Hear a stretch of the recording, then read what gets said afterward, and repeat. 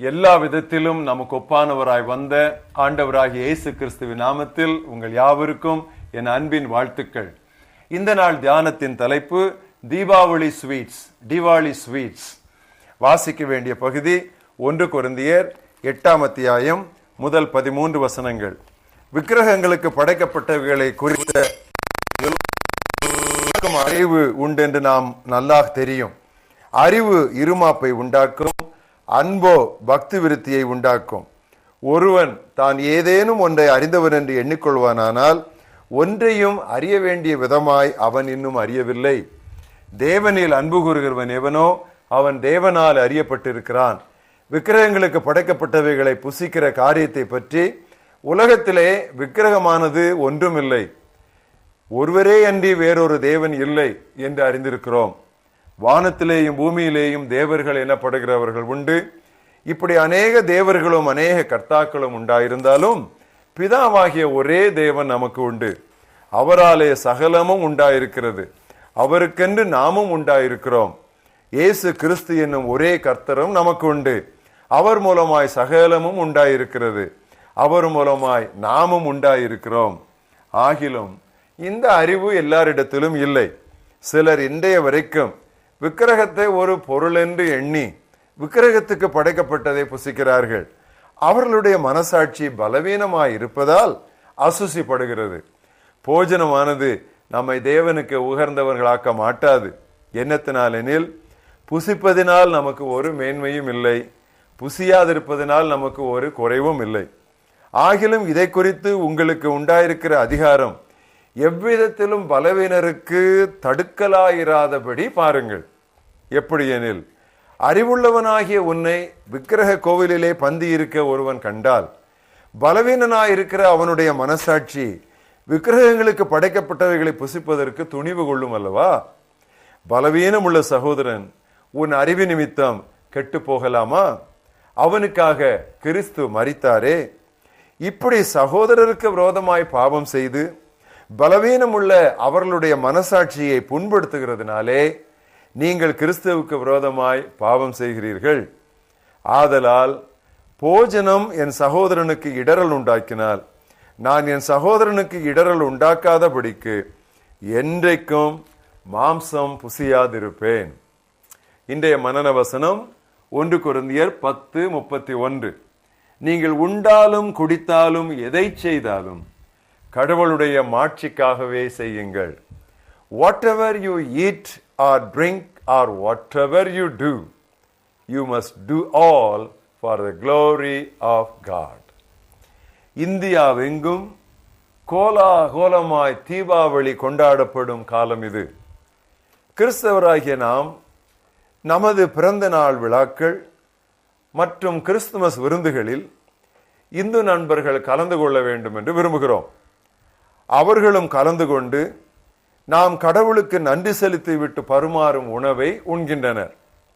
ஆனால் அவர்கள் நம்மை தங்கள் பண்டிகை விருந்துகளுக்கு அழைக்கும் போதும் உணவு வகைகளை தரும் போதும் நமக்கு தயக்கம் வருகிறது.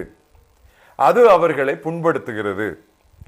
சிலைகளை வணங்கும் 80% இந்தியரை நண்பராக்க வேண்டிய நாம் இக்காரியத்தில் எப்படி நடந்து கொள்வது என்பதை கவனிப்போம். 1 கொரிந்தியர் 8 மற்றும் 10ஆம் முழு அத்தியாயங்களில் அப்போஸ்தலன் பவுல் இதை விவாதிக்கிறான். அதிலிருந்து நாம் கற்றுக்கொள்ளும் 4 காரியங்கள்.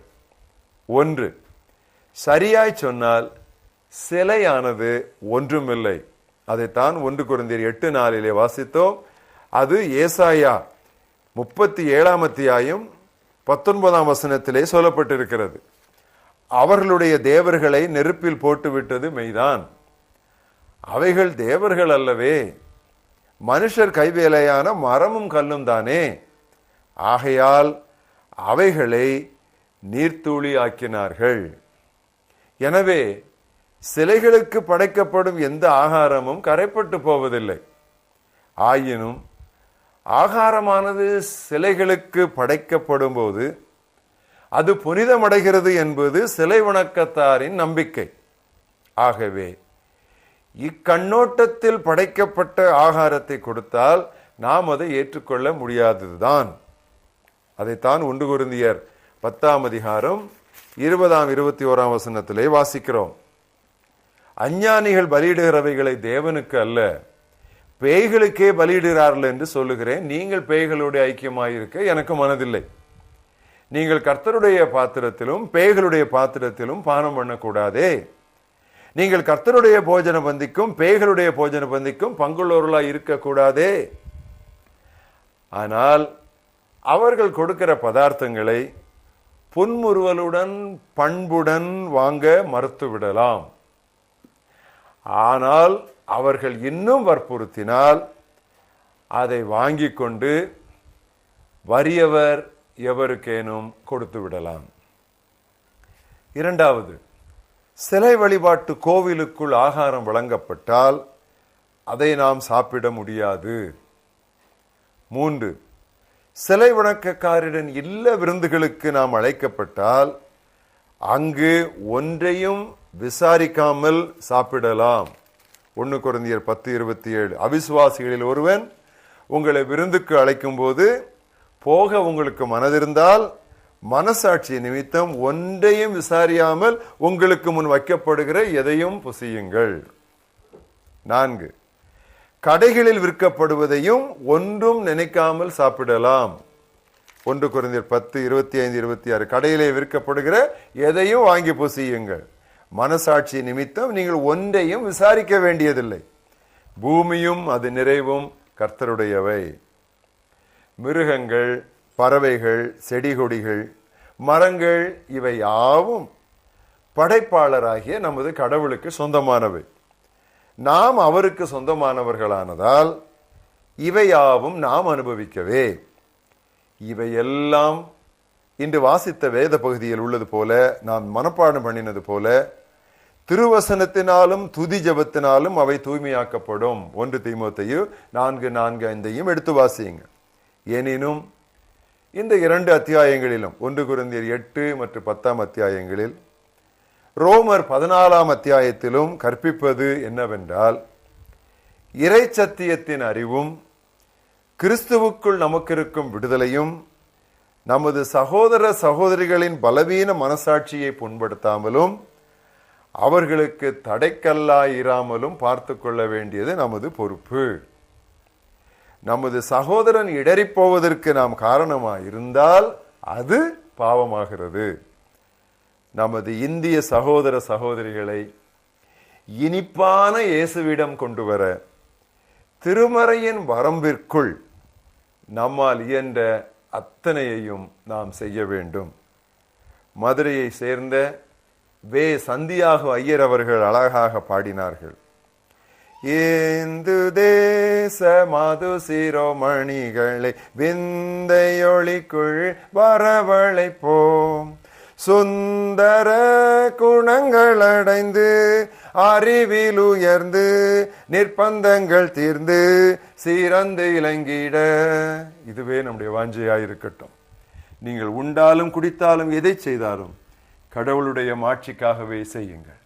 எங்கள் மகாபெரிய தேவனே, உம்முடைய குமாரனா இயேசு கிறிஸ்து அவரை போல எங்களை மாற்றுவதற்காக எங்களைப் போல மாம்சமும் இரத்தமும் உடையவராய் இந்த உலகத்திற்கு வந்தாரு. எவ்விதத்திலும் அவர் சகோதரராகிய எங்களுக்கு ஒப்பாக அவர் எடுத்துக்கொண்ட அந்த இன்கார்னேஷனுக்காக நாங்கள் நன்றி சொல்லுகிறோம்.